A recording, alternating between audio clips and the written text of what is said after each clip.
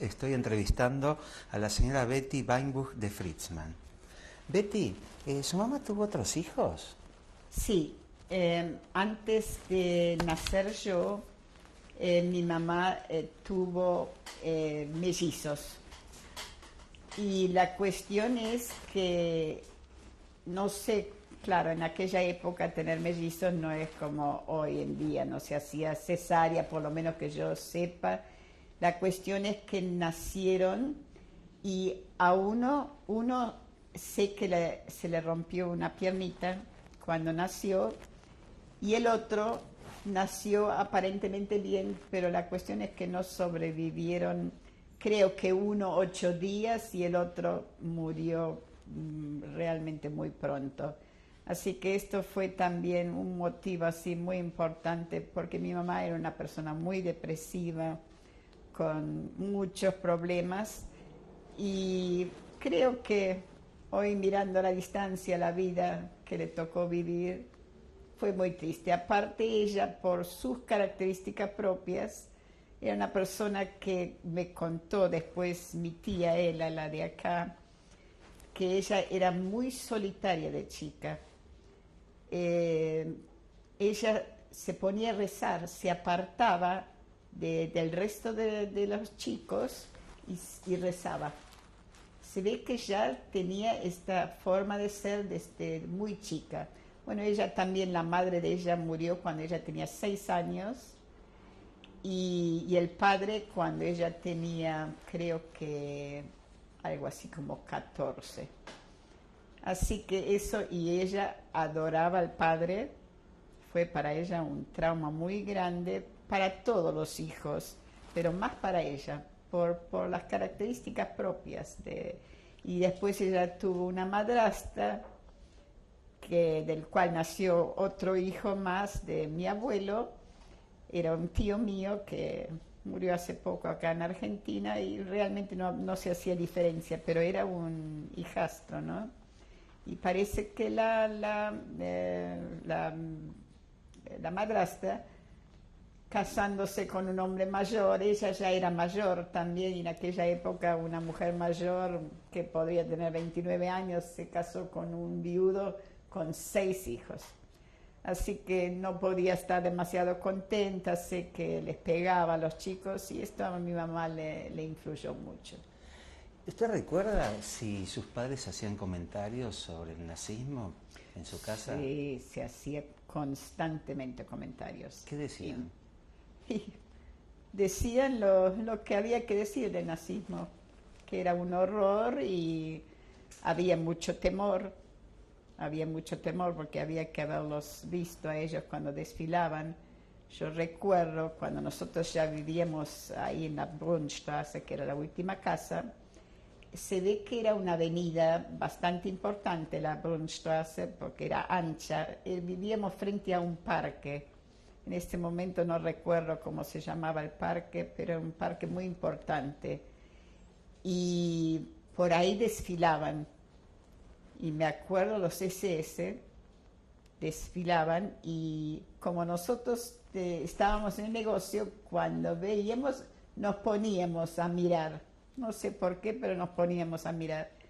Y me acuerdo que eso no lo recuerdo bien, si levantábamos la mano o no. Pero como debía haber mucho temor, por ahí lo hacíamos. Pero no estoy segura de esto. Realmente no lo recuerdo exacto. Pero todo el mundo con las manos levantadas, como Heil Hitler, y escucharlos solo desfilar en esa forma, mire, ¿Usted cómo se sentía cuando...? terriblemente mal. Tenía miedo. Directamente sentía miedo. Por eso no sé cómo nos poníamos a mirar. Y se ve que uno tiene estas cosas. Uno quiere mirar, pero tiene miedo por otro lado. Era terrible, mire. Solo verlos como ellos desfilaban con ese... no sé cómo decirle. Era una cosa así realmente de temor. ¿Y usted llegó a ver algún personaje importante Sí, del nazismo? yo llegué a ver, pero así de casualidad se ve, no sé si llegó a estar cerca de donde nosotros vivíamos, pero lo vi a Hitler y a Mussolini en un coche abierto.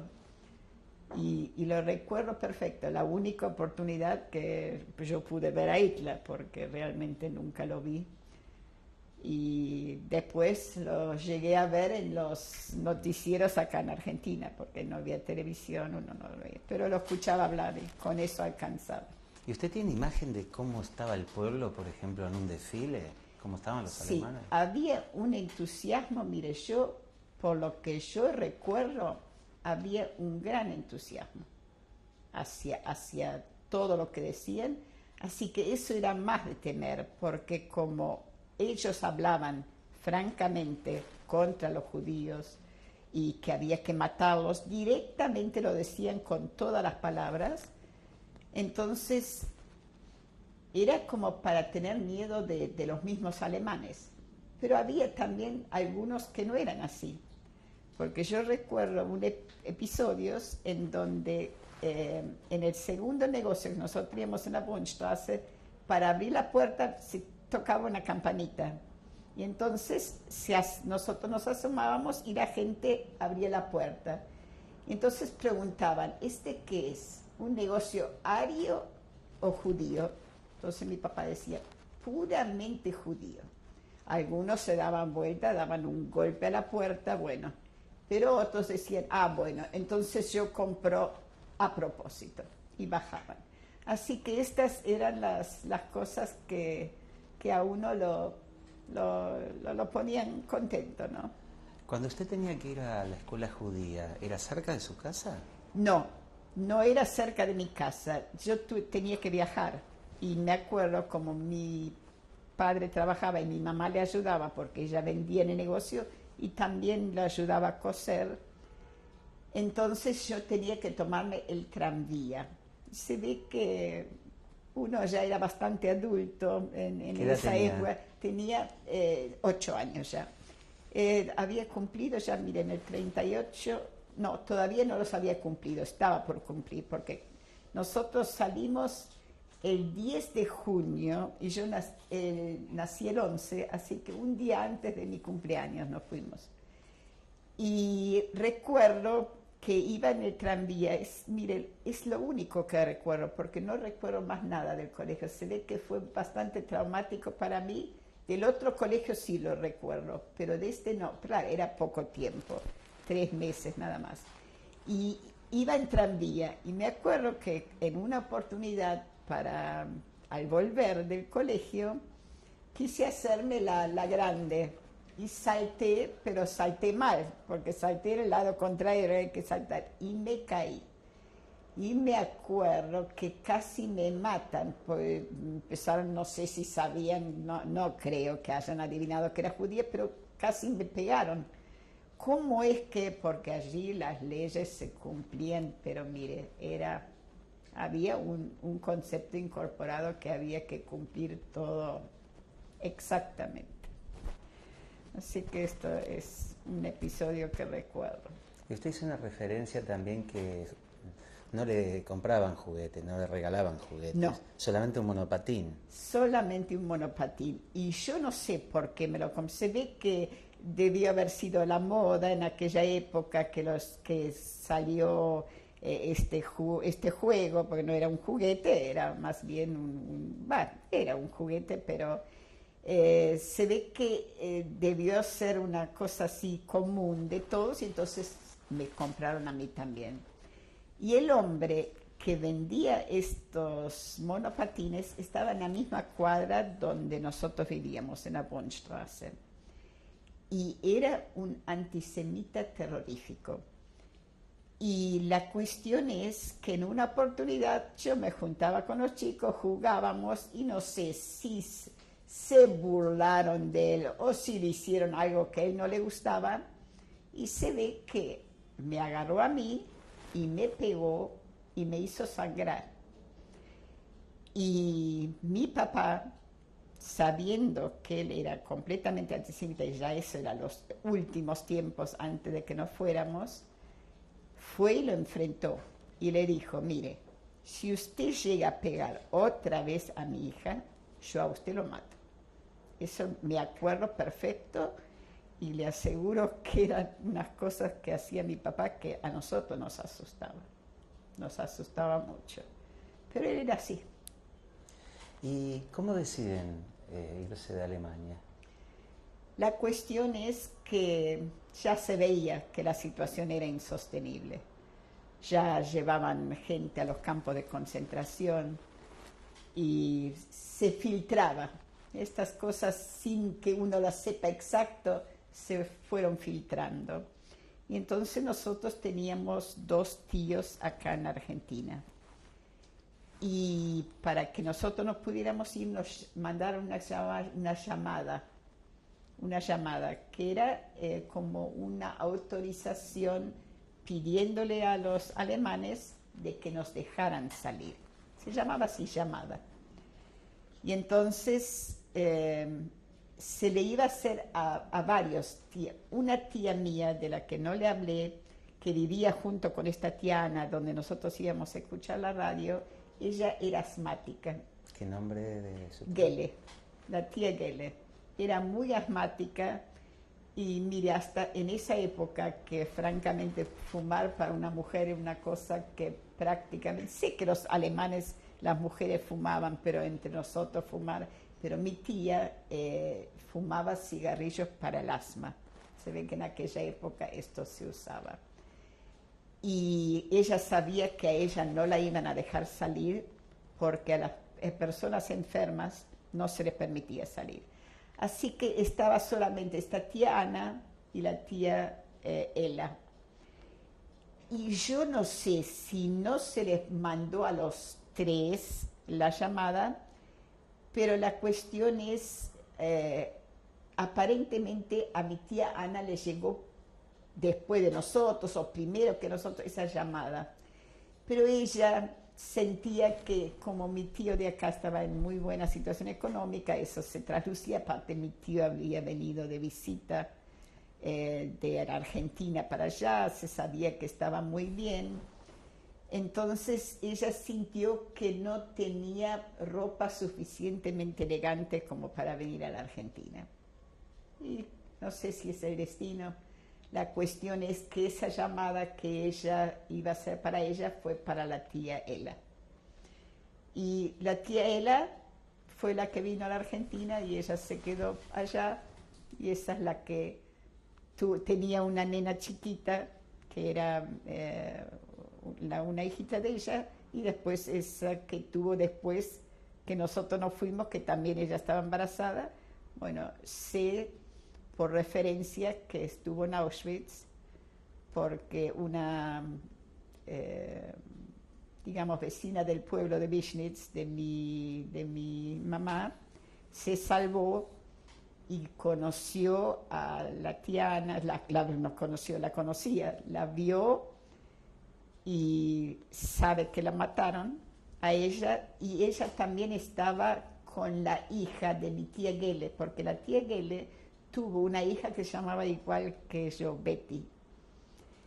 Y como la tía Gele murió, ella sí que no murió en el campo de concentración, murió por asma. Lógicamente, seguramente no tenía remedios en esa época.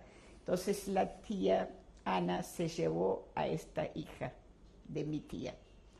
Y a los 3 los mataron, porque el marido de ella, de mi tía Ana, era un hombre así con instrucción, y sabemos por esta señora que él ayudaba a los del campo a hacer las anotaciones y todo, que había muchos judíos que ayudaban, lógicamente me imagino por temor, no por querer ayudar, y 3 meses antes de la liberación murió el de tifus. ¿Qué nombre tenía? Harry, el tío Harry era.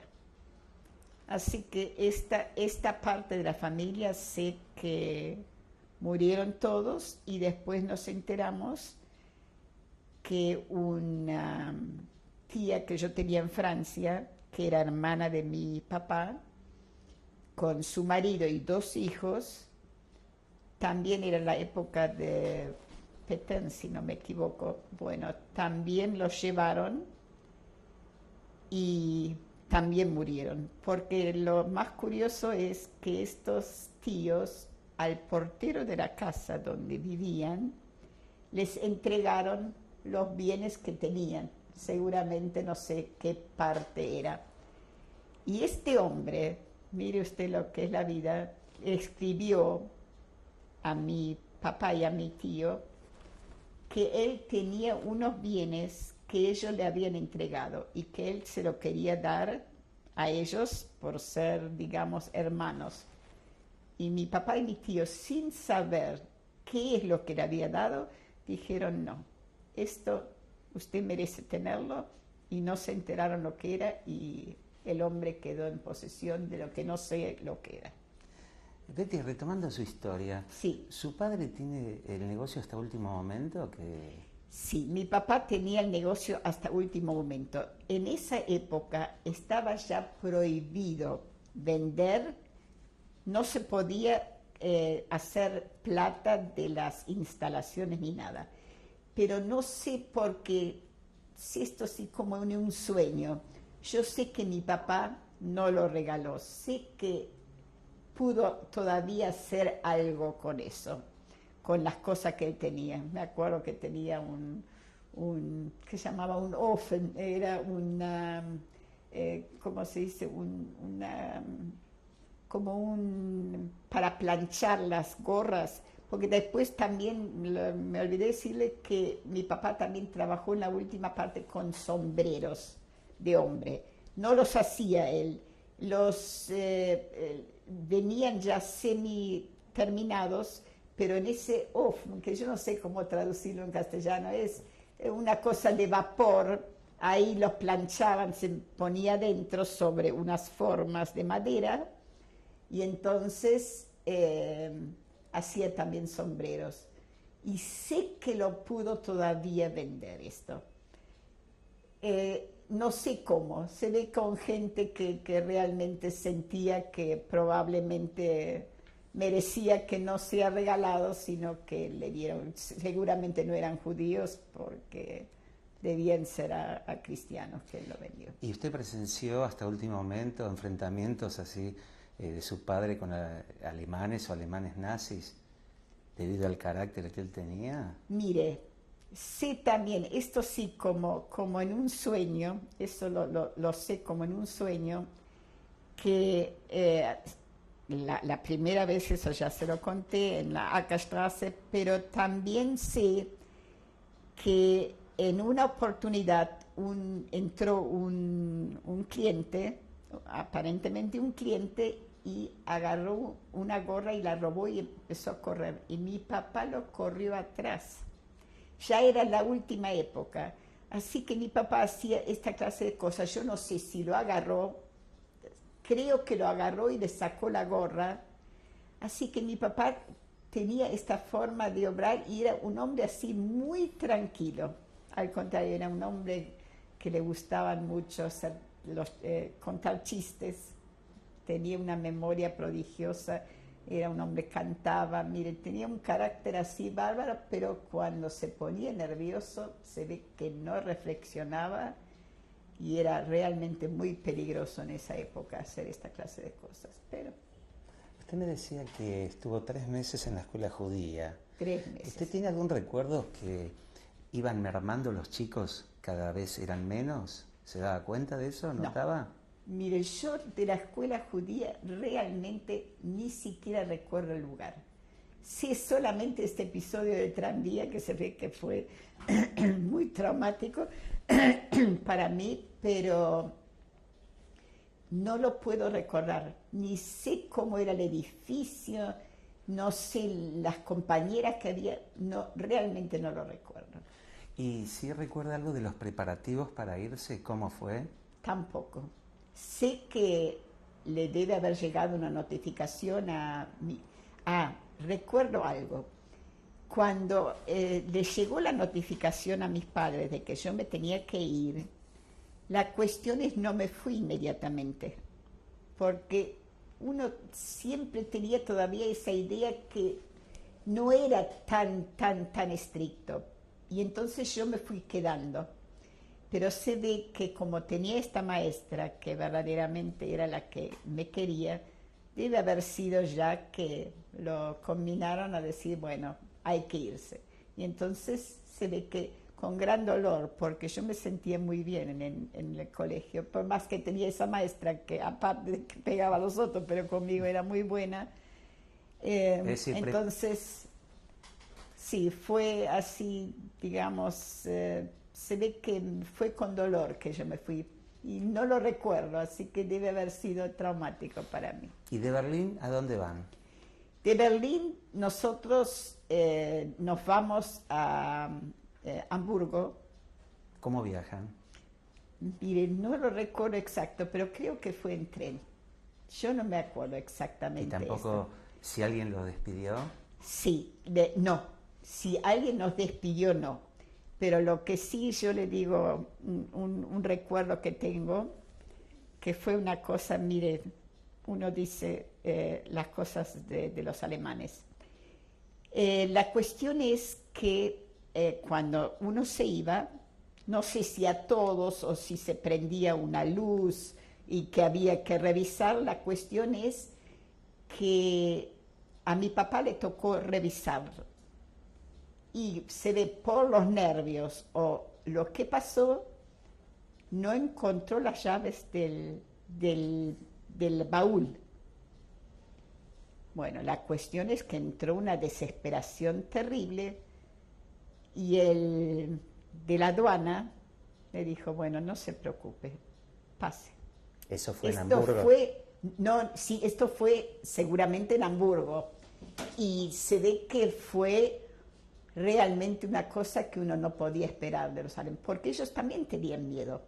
Eran hombres que tenían miedo, pero se ve que fue, o mi papá tenía este aspecto así de no, y sin embargo, él, después me enteré, porque usted sabe, cuando yo era chica, a los chicos se les contaba todo, se escuchaba todo lo que se hablaba, se comentaba delante de ellos, y delante mío, yo me acuerdo que se decía todo, pero después me enteré, cuando venimos a la Argentina, que mi mamá se aventuró, y yo no sé por qué, no era una mujer demasiado valiente, tenía 2 anillos de brillantes, así humildes, que mi papá uno lo había traído de Francia, porque él fue a Francia a visitar a esta tía mía, y eso fue en el año, porque se fue la exposición de Francia, que yo no me acuerdo en qué año fue, y le trajo a mi mamá un anillito de brillantes, y después otro anillo que no sé cómo lo tenía. La cuestión es que estaba completamente prohibido sacar joyas de Alemania, y mi mamá se puso los 2 anillos, y se puso guantes, y los llevaba abajo. Yo lo que sí recuerdo que mi mamá estaba blanca como un papel. Yo no me imaginaba por qué era, pero se ve que era el temor. Yo creo que si le encontraban eso, directamente nosotros estábamos perdidos. No podíamos salir más, nos íbamos directo al campo de concentración.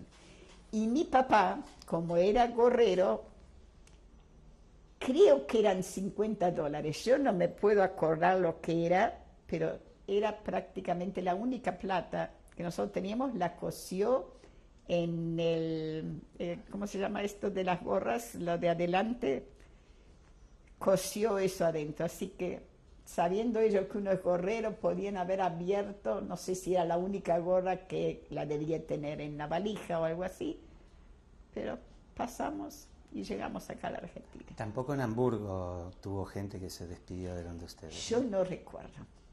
Me da la impresión como que nadie hubiera venido, pero no lo puedo recordar exactamente. ¿Y cuándo sale de Alemania? Nosotros en Hamburgo, de Hamburgo, nos fuimos a Le Havre. En Le Havre, bueno, ahí es donde que tampoco recuerdo. Sí, no, sino de Hamburgo directamente con lancha a Le Havre, eso sí que ya no puedo recordar, pero sé que fuimos en una lancha hasta el lugar del barco que nosotros tomamos, que se llamaba Lipari. Era un barco semicarga y nos tardó 5 semanas en llegar de Francia Le Havre hasta la Argentina, porque paraba en todos los puertos y cargaban y descargaban, y nosotros íbamos en la tercera, porque había había primera, segunda, tercera y una tercera más bajo todavía. Nosotros éramos tercera como de primera y después había la otra. Y yo me acuerdo porque no dejaban juntar a los pisos. Y me acuerdo que miraba esa tercera, era un horror. Había judíos con barba, estaban ahí como, yo creo que no había camas, no sé realmente si esto es una idea mía, pero estaban siempre sentados así como en un pozo. Y había también portugueses, yo eso sí sé que había portugueses, pero era realmente deprimente. Y nosotros, que viajamos en esa tercera mejorada, si se quiere, no estábamos juntos con mi papá. Nosotros éramos 5. Era solo mujeres y mi papá estaba en otro camarote con hombres. Lo que sí, como era un barco francés, a mi mamá le daban kosher. Había gente que no lo pretendía, pero mi mamá, que era religiosa, le daban la comida kosher. ¿Cuándo llega a la Argentina? ¿En qué día? Sí. Nosotros llegamos el 21 de julio del 38. ¿Quién los recibe acá? Acá sí, lo recuerdo bien, nos recibió el tío, el que nos hizo la llamada. Seguramente el otro tío también, el menor que estaba acá, él no lo recuerdo. Lo que sí recuerdo mucho era mi tía. Era una mujer que era 16 años menor que mi tío, tenía una elegancia terrible.